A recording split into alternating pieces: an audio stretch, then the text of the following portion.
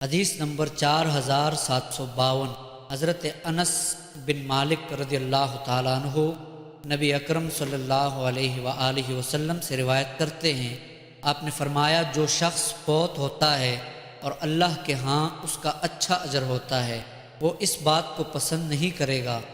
کہ وہ دنیا کی طرف لوٹ جائے، اور نہ یہ کہ دنیا اور جو کچھ اس میں ہے اس کے لیے ہو، مگر شہید تمنا کرے گا کہ وہ پھر دنیا میں جائے اور اللہ کی راہ میں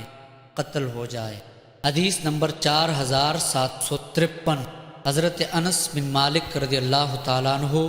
نبی اکرم صلی اللہ علیہ وآلہ وسلم سے روایت کرتے ہیں، آپ نے فرمایا جو شخص جنت میں داخل ہوگا وہ دنیا میں واپس جانا پسند نہیں کرے گا، اور نہ اس بات کو کہ اسے دنیا کی ہر چیز مل جائے، البتہ شہید یہ تمنا کرے گا کہ وہ پھر دنیا میں جائے اور 10 بار قتل کیا جائے، اس کی وجہ وہ عزت و کرامت ہے جو دیکھے گا۔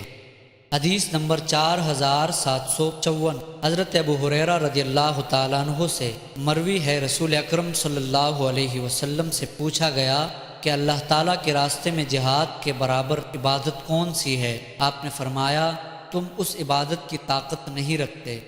حضرت ابو ہریرہ رضی اللہ تعالیٰ عنہ فرماتے ہیں صحابہ کرام نے 2 یا 3 بار یہی سوال کیا، ہر بار آپ نے یہی جواب دیا کہ تم اس کی طاقت نہیں رکھتے۔ تیسری بار فرمایا اللہ تعالیٰ کے راستے میں جہاد کرنے والے کی مثال اس شخص کی طرح ہے جو روزہ دار ہو، رات کو قیام کرنے والا ہو، اللہ تعالیٰ کی آیات کے سامنے جھکنے والا یعنی عمل کرنے والا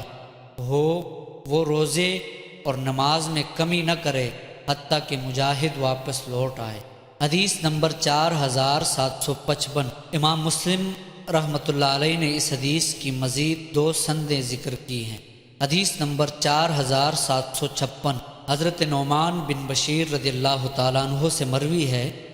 فرماتے ہیں میں رسول اکرم صلی اللہ علیہ وآلہ وسلم کے ممبر شریف کے پاس تھا، ایک شخص نے عرض کیا مجھے اس بات کی پرواہ نہیں کہ میں اسلام لانے کے بعد صرف حجاج کرام کو پانی پلاؤں۔ دوسرے شخص نے کہا مجھے اس بات کی پرواہ نہیں کہ میں اسلام لانے کے بعد صرف مسجد حرام کو آباد کروں۔ تیسرے شخص نے کہا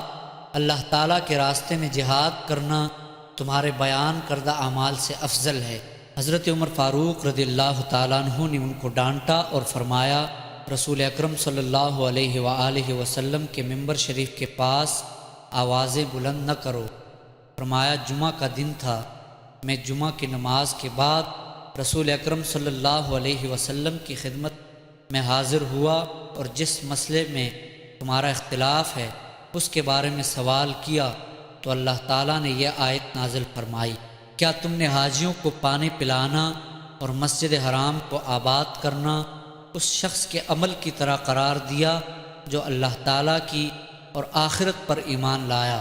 اور اس نے اللہ تعالیٰ کے راستے میں جہاد کیا۔ حدیث نمبر 4757 حضرت نعمان بن بشیر رضی اللہ تعالیٰ عنہ بیان کرتے ہیں کہ میں رسول اکرم صلی اللہ علیہ وآلہ وسلم کے ممبر کے پاس بیٹھا ہوا تھا، اس کے بعد حسب سابق ہے۔